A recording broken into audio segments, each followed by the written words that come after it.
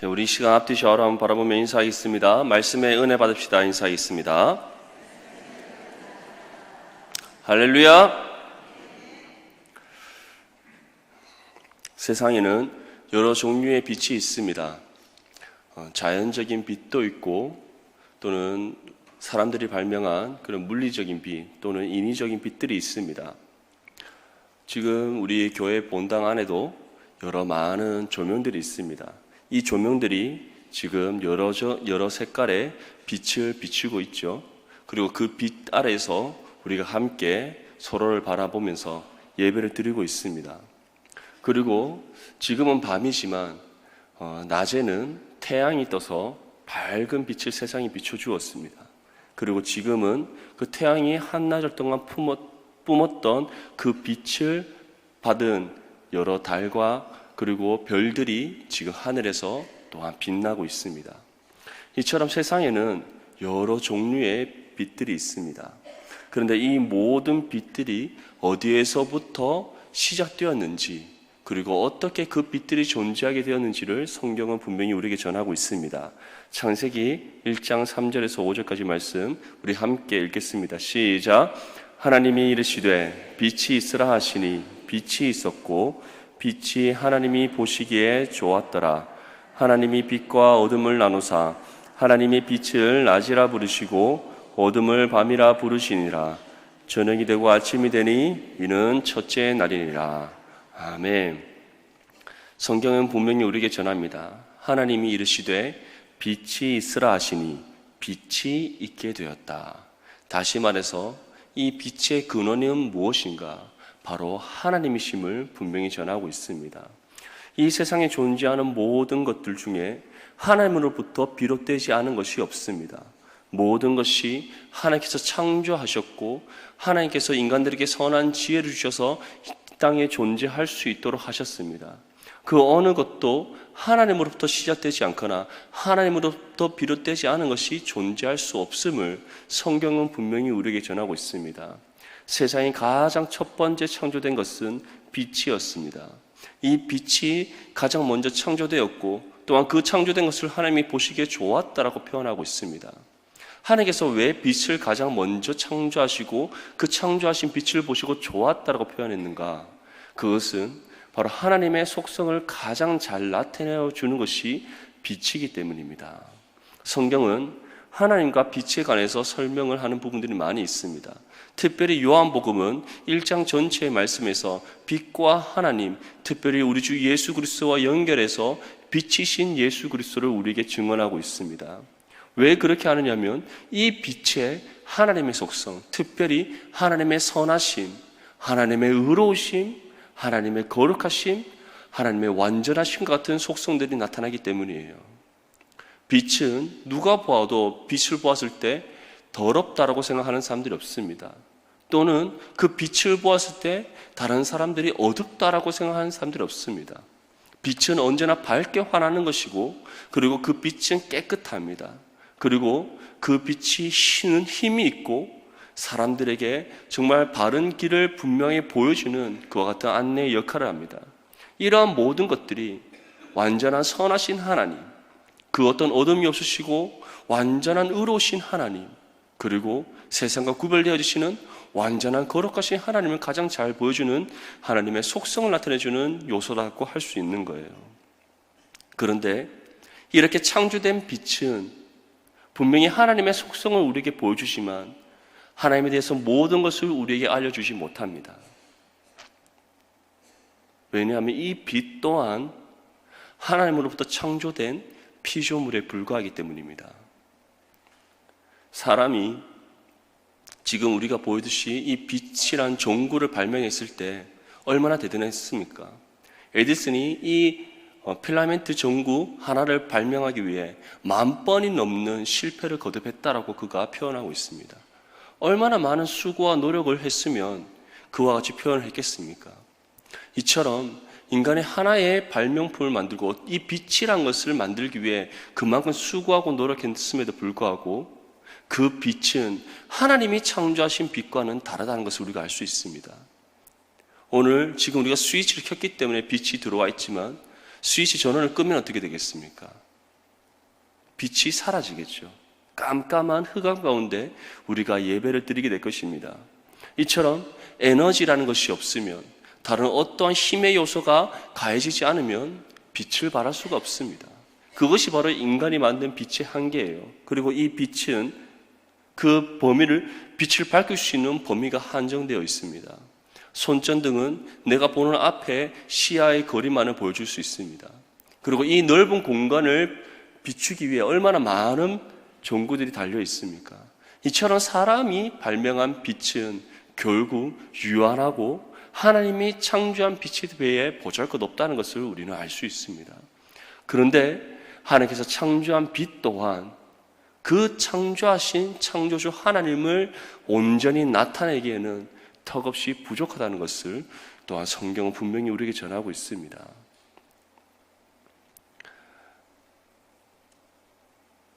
하나님께서 창조하신 이 빛에는 완전함이라는 없습니다. 오늘 아까 방금 우리가 읽었듯이 창세기 1장 3절에서 5절 말씀에 보면 빛과 어둠을 나누셨다라고 말씀하고 있습니다. 빛의 반대편에는 무엇이 있다는 것이죠? 어둠이 있다는 것입니다. 그 빛이 있고 어둠이 있고 이 빛과 어둠이 함께 공존하면서 낮과 밤을 이루게 되고 그리고 시간이 창조되었음을 성경 우리에게 전하고 있습니다. 이처럼 창조된 피조물이 하나님을 온전히 나타낸다는 것, 하나님 대해서 모든 것을 계시한다는 것은 불가능합니다. 그것이 바로 피조물의 한계라는 것이죠. 그런데 오늘 본문 말씀에 보면 그와 다르게 이 땅에 하나님에 대한 모든 것을 온전히 계시한 참 빛이 있다라고 우리에게 전하고 있습니다. 우리 본문 9절 말씀을 함께 읽겠습니다.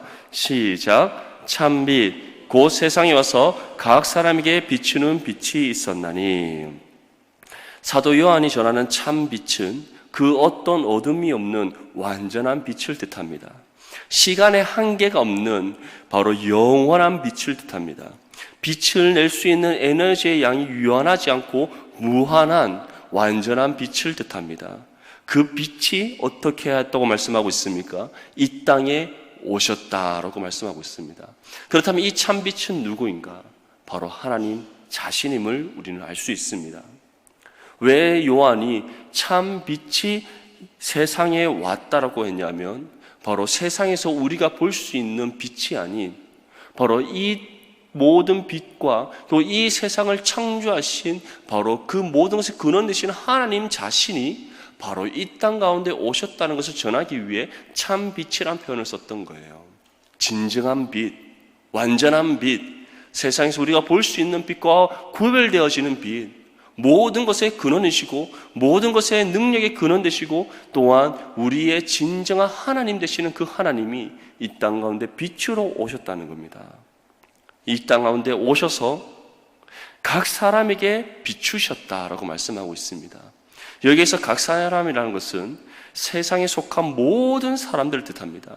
다시 말해서 예수님 당시의 모든 사람들 또는 그 이후에 이 땅에 지금 존재했던 모든 사람들 또한 지금 이 세상에 살아가고 있는 모든 사람들, 참빛이 이 땅 가운데 오신 이후에 지금까지의 모든 인류를 가리킨다라고도 할 수 있습니다. 이처럼 하나님께서는 약속대로 이 땅 가운데 오셨습니다. 참빛이신 하나님께서 이 땅 가운데 오셔서 우리와 함께 하셨습니다. 하나님께서 왜 이 땅 가운데 참빛이신 하나님께서 오셔서 우리에게 비추셨는가? 바로 죄로 인해 악하고 어두운 이 세상 가운데 그 하나님의 자신을 나타내셔서 길 잃고 헤매는 사람들을 바른 길로 인도하시기 위해서였어요. 다른 이유가 아니셨습니다. 참빛이신 예수 그리스도께서 이 땅 가운데 오시기 이전에, 참빛이신 하나님께서 그 빛을 이 땅 가운데 비추시기 이전에는 이 땅에 있는 모든 사람들은 어둠 가운데 있었습니다. 죄의 권세 아래 갇혀 있었어요. 자신의 인생이 죄 아래 있는지조차 알지 못한 채, 자신이 길 잃어 헤매고 있는지 알지 못한 채 계속해서 끊임없이 죄 아래 갇혀서 불행한 인생을 살아가고 있었습니다. 그런데 하나님께서 이제 참 빛으로 이 땅 가운데 오셔서 세상 가운데 각 사람에게 그 빛을 비추어 주셨습니다. 그 빛을 비추신 이유가 바로 길 잃고 헤매고 있는 그 사람들, 죄의 어둠과 죄 아래에 갇혀서 길 잃고 헤매고 있는 그 불쌍한 사람들을 하나님의 품으로 다시 이끌어내시기 위해 무엇이 진정한 진리의 길인지 비추셔서 하나님께로 나아오도록 하시기 위해 그 빛을 비추셨다는 거예요. 바로 이것이 예수님께서 참빛으로 이 땅 가운데 오신 이유입니다. 그리고 그 이 땅 가운데 참빛으로 오셔서 그 빛을 비추신 궁극적인 목적인 거예요. 예수님께서는 이러한 하나님 아버지 뜻에 순종하셔서 이 땅 가운데 오셨습니다. 우리와 동일한 육신의 몸을 입고 이 땅 가운데 오셨습니다. 완전한 하나님이신 그 예수 그리스도, 말씀으로 이 모든 세상을 창조하신 하나님이신 우리 주 예수 그리스도, 그가 우리를 어둠 가운데서 참 빛으로 이끌어내시기 위해 이 땅 가운데 오셨다는 거예요. 사람의 방법으로 오시지 않고 하나님의 방법이신 성령으로 천의 몸에 잉태되셔서 우리와 동일한 육신의 몸을 입고 이 땅 가운데 오셨습니다. 우리의 눈으로 볼 수 있도록, 우리의 손으로 만져볼 수 있도록, 우리가 함께 대화할 수 있도록, 서로 함께 부둥켜 안을 수 있도록, 우리가 함께 식사를 나누고 교제를 나누고 인격적인 만남을 우리가 가질 수 있도록 우리와 동일한 모습으로 이 땅 가운데 오셨다는 거예요. 이러한 예수님께서는 완전한 하나님이셨습니다. 그리고 그 어떤 죄가 없으신 완전한 인간의 모습으로 이 땅 가운데 오셨습니다. 그 어떤 죄와 어둠이 없으신 완전한 하나님이시며 사람의 모습으로 이 땅 가운데 오셔서 자신의 참 빛을 비추셨습니다. 그 빛을 비추신 그 이유와 목적이 길 잃고 헤매고 있는 죄의 권세 아래 놓여서 어디로 갈지 몰라 길 잃고 헤매고 있는 그 사람들을 참 빛으로 이끌어내시기 위해 오셨다는 거예요. 우리 모두가 지금 이 자리에 앉아서 하나님께 예배드리는 이유가 무엇입니까? 바로 우리가 그 참 빛이신 예수 그리스도께로 우리가 인도함 받았기 때문이지 않습니까? 주님께서는 그 이유를 위해, 이 목적을 이루시기 위해 이 땅 가운데 오셨다는 사실을 다시금 기억할 수 있기를 바랍니다. 그런데 그 예수님께서 단순히 이 땅 가운데 오셔서 각 사람에게 빛을 비추신 것으로 그치지 않으셨습니다. 우리 10절 말씀을 함께 읽겠습니다. 시작. 그가 세상에 계셨으며 세상은 그로 말미암아 지은 바 되었으니 세상이 그를 알지 못하였고, 이 예수님께서 바로 이 세상에 계셨다라고 말씀하고 있습니다. 참 빛이신 예수께서 세상에 오셔서 각 사람들에게 비추셨을 뿐만 아니라 그 사람들과 함께 계셨다라고 말씀하고 있습니다. 그 예수님께서 2000년 전에 이 땅 가운데 오셔서 그 시대에 살아가고 있던 사람들에게 자신을 나타내 보이시고 그들과 함께 계셨을 뿐만 아니라 지금 또 여전히 우리와 함께 하신 줄 믿습니다. 지금 또 우리와 함께 하시고 우리에게 참 빛을 비추고 있는 줄 믿습니다. 그런데 그 다음에 아주 중요한 말씀이 나옵니다. 세상이 그로 말미암아 지은 바 되었으니 세상이 그를 알지 못하였다. 참빛이신 예수 그리스도께서 친히 우리와 동일한 육신의 몸을 입고 이 땅 가운데 오셨어요. 그리고 빛을 비추셨습니다. 그리고 그들과 함께 하셨습니다. 그런데 세상이 그를 알지 못하였다라는 이 비극적인 표현이 나오고 있습니다. 본문 11절 말씀에도 다음과 같이 전하고 있습니다. 자기 땅이 오매 자기 백성이 영접하지 아니하였다. 영접하지 않았다는 것은 예수님을 진정한 자신의 구주로 믿지 않았다는 거예요. 받아들이지 않았다는 겁니다. 구약에 예언된 메시아가 이 땅 가운데 오셨음을 그들은 믿지 않았다는 거예요. 그것을 받아들이지 않았다는 겁니다. 인정하지 않았다는 거예요. 오히려 그 사실을 부인하고 오히려 예수님을 배척했다는 것을 뜻합니다. 왜 그렇게 했을까요?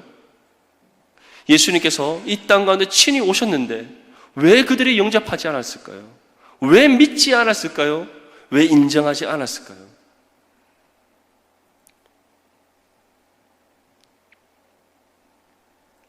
그들의 눈에 보기에 예수님의 모습 속에서 그 어떤 흠모할 만한 것이 없었기 때문입니다.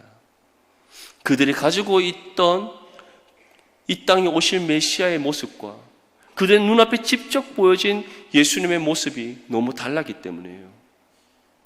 그런데 이것은 2차적인 이유입니다. 더 근본적인 1차적인 이유는 그들에게 예수님을 향한 믿음이 없었기 때문입니다. 지금 또 우리가 다른 많은 사람들에게 그리스도의 복음을 전할 때 왜 그들이 복음을 받아들이지 않습니까? 우리가 복음의 진리를 전함에도 불구하고 왜 그들이 들으려 하지 않고 또한 그 복음을 받아들이려 하지 않습니까? 그들에게 믿음이 없기 때문입니다. 복음은 들어도 믿음이 없기 때문에 그들이 받아들이지 않는 거예요. 배척하는 겁니다. 멀리하는 거예요. 오히려 복음을 전하려 하는 우리의 입술을 막으려 하는 겁니다. 이 당시 때 유대인들도 마찬가지였다는 거예요. 그런데 실제적으로 예수님 당시 유대인들의 삶의 모습은 어땠습니까? 율법에 있어서는 얼마나 철저하게 그들이 지켜 행했습니까? 특별히 이 당시의 바리새인들은 613개나 되는 율법 조항을 달달달 외우고 다녔고 그것을 어떻게 하면 더 철저히 지킬까 정말 최선을 다해 노력했던 사람들입니다. 그런데 이러한 그들의 유대인으로서의 신분과 종교적인 모든 열심이 예수님을 믿는 믿음과는 아무런 상관이 없었다는 것을 기억하시기 바랍니다. 아무런 상관이 없었다는 거예요. 그들은 유대인임에도 불구하고 율법에 있어서는 철저하게 지키는 그런 유대교의 심취한 사람들이었음에도 불구하고 참비신 예수 그리스도께서 이 땅 가운데 오셔서 그 빛을 비추시고 자신을 나타내셨음에도 불구하고 그들이 영접하지 않았음을 요한이 분명히 우리에게 전하고 있습니다. 우리 또한 마찬가지예요. 교회에서 아무리 신앙생활을 열심히 하는 것처럼 보인다 할지라도 믿음이 없을 수 있습니다. 최선을 다해서 교회 생활을 한다 할지라도 그것이 믿음이 없는 하나의 종교의 생활일 수도 있다는 거예요. 예수님의 당시에 유대인들도 마찬가지였다는 겁니다. 믿음이 없으면 예수님을 보지 못하고 믿음이 없으면 예수님을 영접할 수 없다는 것을 분명히 우리에게 전하고 있습니다. 특별히 이 당시 때 유대인들이 가지고 있던 메시아 사상이 있었어요. 그 메시아 사상은 바로 로마의 압제로부터 다시 이스라엘을 건져내서 세상의 중심이 되게 하는 그 군주적인 메시아를 그들은 기다리고 있었습니다. 그러한 메시아를 기다리고 있었다면 그들은 어떠한 메시아를 눈으로 그리고 머릿속으로 그리고 있었겠습니까? 외모도 정말 다른 그 어떤 로마의 장군들보다 더 뛰어난 풍채를 갖고 있는 사람, 키도 크고 얼굴도 잘생기고 어떠한 것을 보아도 부족함이 없는 그러한 사람의 모습을 그들은 상상하고 있지 않았겠습니까? 그런데 예수님께서 그들에게 나타나셨을 때 예수님의 모습은 반대였다는 겁니다. 이사야 53장 2절에서 3절 말씀으로 함께 읽어보겠습니다. 시작. 그는 주 앞에서 자라나기를 연한 순 같고 마른 땅에서 나온 뿌리 같아서 고운 모양도 없고 풍채도 없은즉 우리가 보기에 흠모할 만한 아름다운 것이 없도다. 그는 멸시를 받아 사람들에게 버림받았으며 간고를 많이 겪었으며 질고를 아는 자라. 마치 사람들이 그에게서 얼굴을 가리는 것 같이 멸시를 당하였고 우리도 그를 귀히 여기지 아니하였도다. 아멘. 이사야 선지자가 예언했던 이 모습 그대로 예수님께서 오셨다는 겁니다. 주 앞에서 자라나기를 연한 순 같다. 다시 말해서 경상도 말로 아주 뽀시랗게 생겼다는 겁니다. 어떤 의미인지 아시겠죠? 남자인데 아주 뽀시랗게 생겼다는 거예요. 그리고 마른 땅에 나온 뿌리 같다. 한마디로 말해서 삐쩍 말랐다는 겁니다. 잘 이해되시죠? 고운 모양이 없다는 것은 다시 말해서 볼품 없다는 거예요. 잘생기지 않았다는 겁니다. 풍채도 없다. 아까 말해서 삐쩍 마르고 그다지 그렇게 남들에게 뭔가 이렇게 과시할 만한 그런 체격이 없었다는 것을 뜻하는 것 같습니다. 우리가 보기에 흠모할 만한 아름다운 것이 없다. 다시 말해서 비호감적인 외모를 갖고 계셨다는 겁니다. 그것이 우리 주님의 모습이었다는 거예요. 그런데 이것이 비단 우리 주님만의 모습이었을까요? 아닙니다. 이 당시 이스라엘의 서민들의 보편적인 모습이었다는 겁니다. 예수님께서는 다시 말해서 다른 어떤 귀족 출신과 같은 모습, 누구나 보아도 이 사람은 정말 장군감이다, 나라의 한 왕으로서 부족함이 없는 사람의 모습이다, 그러한 모습이 아닌 우리와 같은 동일한 모습으로 이 땅 가운데 오셨다는 겁니다. 일반 평민의 모습, 우리 주변에서 살아가면서 볼 수 있는 보편적인 사람의 모습, 우리와 별 다를 바 없는 일반적인 평범한 사람의 모습으로 오셨다는 거예요. 그런데 거기서 조금 더 못생기고 조금 더 마르고 조금 더 비호감적일 수도 있다, 이렇게 저는 생각이 듭니다. 그렇게 예수님께서는 흠모할 만한 것이 없고 아름다운 것이 없는 아주 연약하고 부족한 모습으로 오셨다는 거예요. 근데 그 예수님께서 이 땅 가운데 참 빛을 어떻게 비추셨습니까? 예수님께서는 다른 것으로 비추지 않으셨습니다.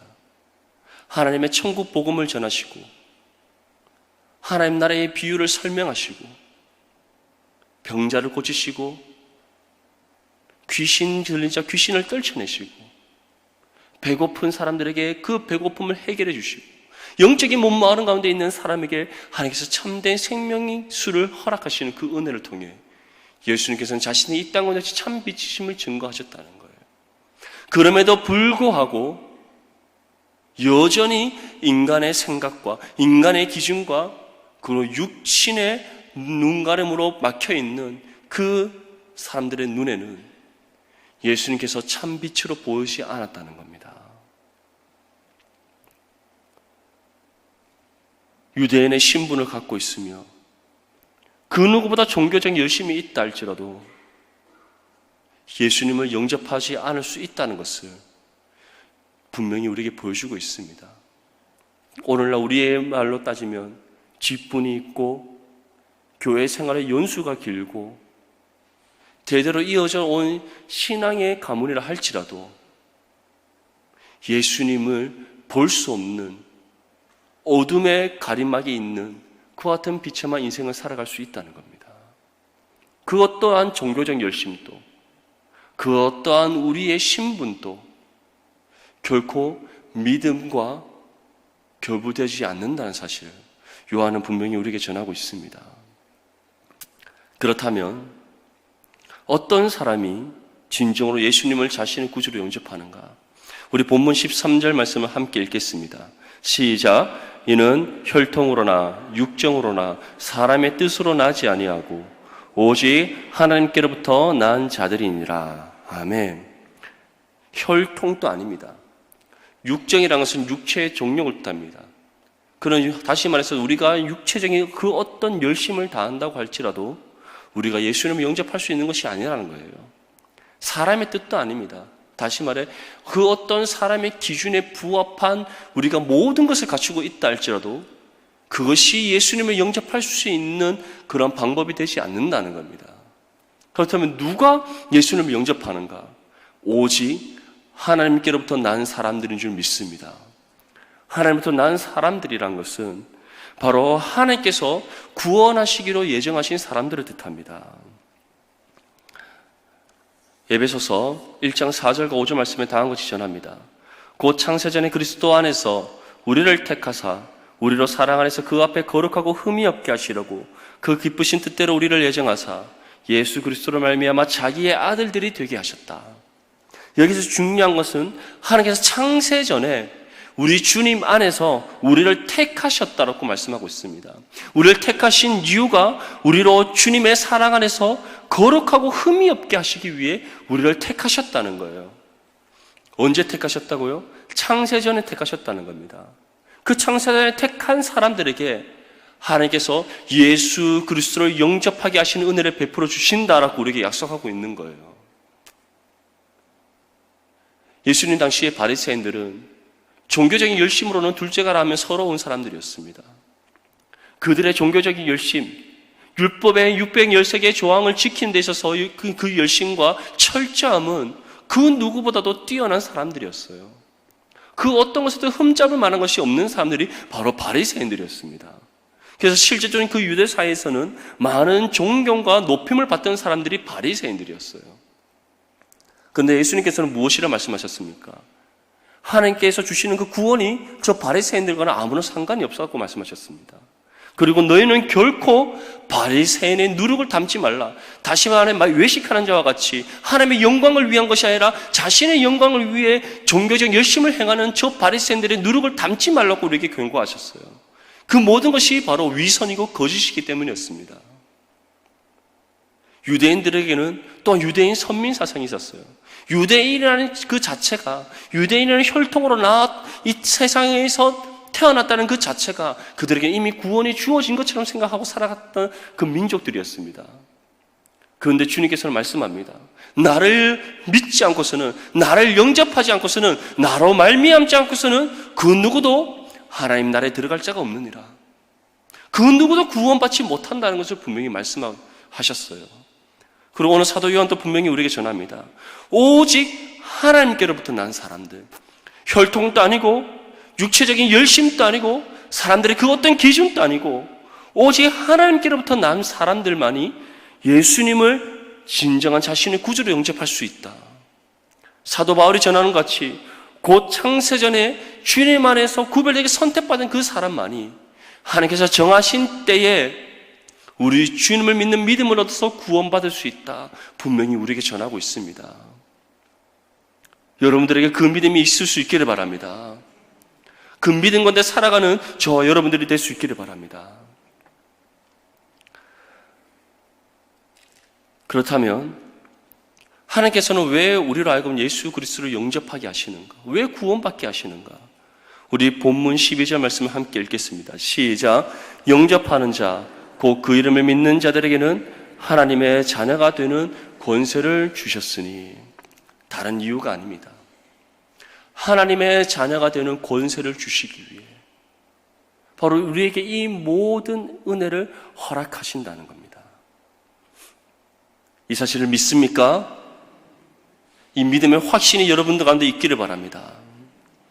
그런데 중요한 것은 우리는 누가 하나님께서 구별되게 선택한 사람인지 알 수 없습니다. 태어나면서부터 나 선택받은 사람이라고 붙이고 태어나지 않기 때문에 우리는 알 수가 없어요. 정말 알 수 없습니다. 더 중요한 것은 우리가 지금 예배드리는 우리 모든 공동체 안에서도 진정으로 예수님을 믿는 믿음이 있는지 없는지 우리 눈으로는 확인할 수가 없습니다. 분명히 믿음의 사람이 있지만 믿음이 없고 그냥 종교인으로서의 삶을 살아가는 사람도 우리 공동체 안에 있을 수 있다는 거예요. 그런데 분명한 것은 하나님께서는 분명히 창세전에 구별되게 선택하신 그 사람들을 하나님의 때에 부르셔서 거룩하고 흠이 없는 존재가 되게 하신다는 겁니다. 예수 그리스도를 믿는 믿음을 허락하셔서 그 믿음 가운데 예수 그리스도를 영접하게 하신다는 거예요. 구원받게 하신다는 겁니다. 그 구원의 은혜를 통해 하나님의 자녀로서의 신분과 권세를 얻게 하시는 그 은혜를 우리에게 베풀어 주신다는 거예요. 정말 이곳에 있는 우리 모두가 그 믿음의 확신이 있을 수 있기를 바랍니다. 그 믿음이 여러분들 가운데 굳게 설 수 있기를 바랍니다. 아직 그 믿음의 확신이 없는 분들이 있다면 하나님 앞에 기도하십시오. 주님, 정말 나에게 진정으로 주님 안에 나의 삶의 구주이시고 또한 그 가운데 내가 구원받았음에 대한 믿음의 확신이 있기를 원합니다. 그 구원의 은혜를 통해 내가 하나님의 자녀로서의 신분과 권세를 갖게 되었음에 대한 그 믿음의 확신이 있기를 원합니다. 간절히 구할 수 있기를 바랍니다. 우리가 이 모든 은혜를 받음에 있어서 우리는 그 어떤 수고와 노력을 한 것이 없습니다. 이 모든 은혜는 하나님께서 우리에게 전적으로 베풀어 주신 은혜의 선물이기 때문입니다. 우리의 자격을 보시지 않으셨고 우리에게 그 어떤 조건을 요구하지 않으셨습니다. 전적인 하나님의 은혜 가운데 하나님께서 택하신 사람들을 부르셔서 믿음을 주셨습니다. 그 주신 믿음으로 예수 그리스도를 믿게 하셨고 또 그 믿음으로 구원받게 하셨어요. 거룩하고 흠이 없는 존재, 우리의 모든 죄를 사해 주시고 죽어 있던 우리 영혼에게 새 생명을 주셔서 다시 살아나게 하시는 그 은혜를 베풀어 주셨다는 거예요. 거듭나게 하시는 은혜. 더 이상 죄 아래 갇힌 자들이 아닌 우리 주 예수 그리스도께 속하여서 성령과 온전히 하나됨을 이루는 믿음의 삶을 살아게 하셨다는 겁니다. 그리고 하나님의 자녀와의 신분과 권세를 주셔서 더 이상 세상 가운데 두려워하거나 떠는 인생이 아니라 성령이 함께 하신 가운데 하나님의 자녀로서 믿음의 담대함으로 나아가게 하시는 그 은혜를 베풀어 주셨다는 겁니다. 그런데 그러한 모든 은혜를 주심에 있어서 이 모든 것이 하나님의 전적인 은혜의 선물이었다는 거예요. 그러한 은혜를 받은 우리에게 이제 반대로 하나님께서 우리에게 주시는 믿음의 의무가 있습니다. 너희가 참 빛을 보았느냐? 참 빛이신 예수 그리스도를 너희가 진정으로 보았느냐? 그 빛이신 예수 그리스도를 너희가 진정으로 믿느냐? 그 믿음 가운데 너희가 구원받고 하나님의 자녀가 되는 그 권세를 너희가 부여받았느냐? 그렇다면 그것을 이제 너희가 나가서 전하여라. 그것이 우리에게 주어진 믿음의 의무인 줄 믿습니다. 하나님께서 우리에게 요구하시는 사명인 줄 믿습니다.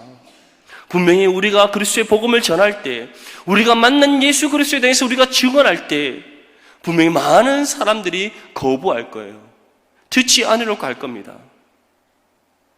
아직도 예수 믿는 사람이 있느냐라고 우리에게 손가락질 할 수 있습니다. 하지만 그것은 기독교 2000년의 역사 가운데 매 순간 반복되어지는 상황들입니다.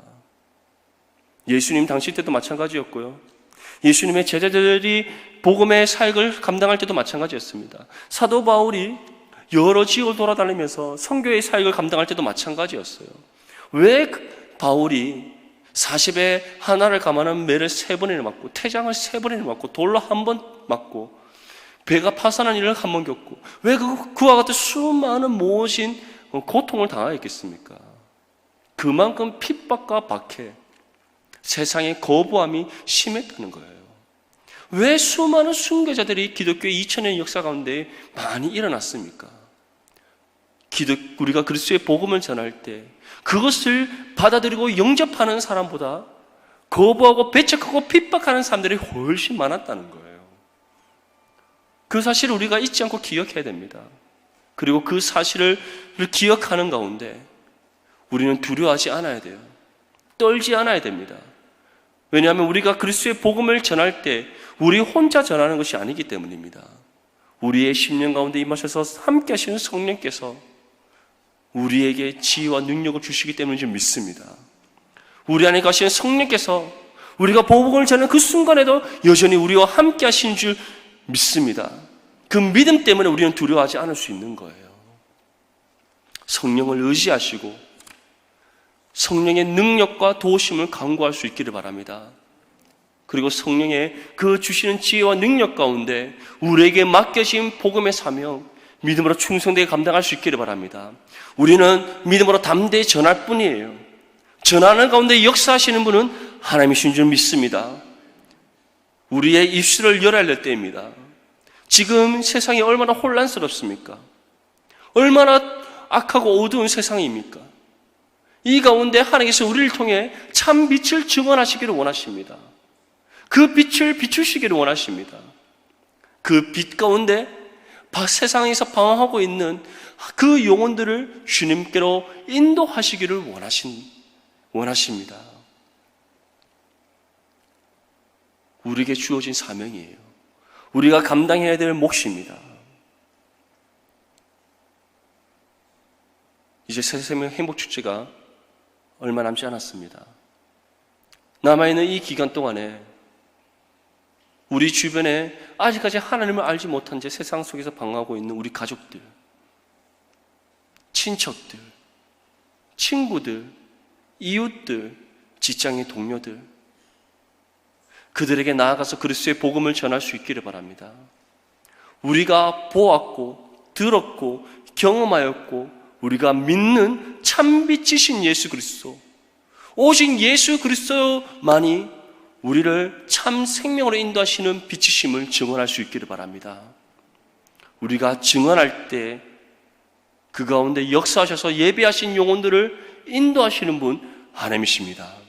그 사실을 믿고 우리에게 맡겨진 복음의 사명 믿음으로 충성되게 감당하며 나가는 저와 여러분 될 수 있기를 주님의 이름으로 축복합니다. 이 시간